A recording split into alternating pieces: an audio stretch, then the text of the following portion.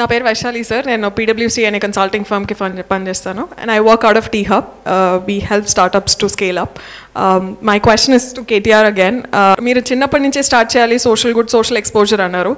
We as students, I think it's only Tata Institute of Social Sciences right now as an institution in Telangana. How do we make sure we have more social exposure to all the students in different academia? As a part of the curriculum itself, can we have a credit for it? Or, how do we just make it more mandatory for students to understand? Because I tell you my exposure, unless and until I'm 21, I went to this Jagriti Yatra which happened on, it's a 15-day train journey that happens from Bombay onwards, where you travel to Middle India and learn about what the Middle India is all about. And most of us in the room got that shocker of our lives that, okay, ila untunda poverty, or, this is how people live, this is how things work annadi. Unless and until I'm 21, never in my, maybe I had NCC, NSS, and all those typical mandatory courses, but I didn't have social exposure. Like, why don't I go to my, say, Mehboob Nagar or a Karim Nagar, or get that exposure itself and kind of understand, and, I have that exposure, I can probably build solutions in the young age itself. One thing I feel very, very deeply about is the fact that, unfortunately, Malli, Mandagra education lo kuda, మేము చిన్నగా ఉన్నప్పుడు SUPW అని ఒకటి ఉండేది, socially useful productive work అని. ఒక చిన్న, ఇప్పుడు ఉందో లేదో నాకు తెలియదు, సో ఉండేది ఒకటి. అందులో మేము ఏం చేసేదంటే ఏదో చిన్న చిన్న ఎక్సర్సైజ్లు చేసి దానికి కొన్ని మార్కులు వచ్చేటట్టు స్కూల్లో సబ్మిట్ చేసేది, పోయి రిపోర్ట్ సబ్మిట్ చేసేది. అంతేగాని this a huge, again we take lot of things for granted in a democracy. ఈరోజు మనం ప్రివిలేజ్డ్ లైఫ్ నిజంగా చెప్పాలంటే, ఈరోజు హైదరాబాద్లో ఒక కాన్వెంట్లో చదువుకోవడం కానీ, ఈరోజు మీరు TISSలో చదువుకోవడం కానీ, టీ హబ్లో పనిచేయడం కానీ, it's a privilege.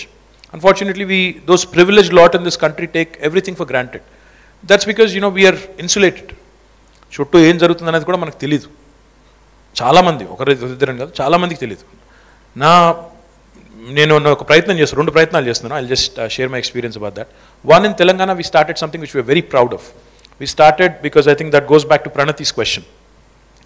We started gender-based education, and we are the first state to start that in the entire country, and we are giving course credits for that.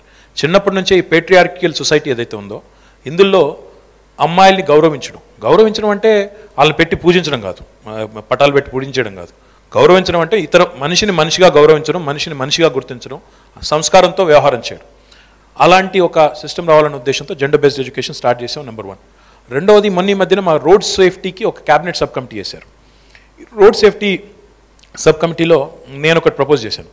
ఈ ట్రాఫిక్ అవేర్నెస్ స్కూల్స్ని, అంటే చిన్నప్పుడే ఇట్లాంటి zebra crossings ఏంటి, lights ఏంటి, roads ఏంటి, junctions ఏంటి, చిన్న పిల్లలకి చిన్న స్థానం నుంచి, ప్రైమరీ స్కూల్ నుంచి స్టార్ట్ చేయగలిగితే, ఇన్కల్కేట్ చేయడం, ఒక్క జనరేషన్ బాగా ట్రైన్ చేస్తే దేశం బాగుపడుతుంది 100%. ఒక్క జనరేషన్, ఒక 13 ఏళ్ల పాటు బాగా చేస్తే, ఇప్పుడు మీరు చూడండి, NCCకి పోయిన వాళ్ళు, ఖడగ్వాస్లాలో చదువుకున్న వాళ్ళు, వాళ్ళలో కొంత డిసిప్లిన్ ఉంటుంది.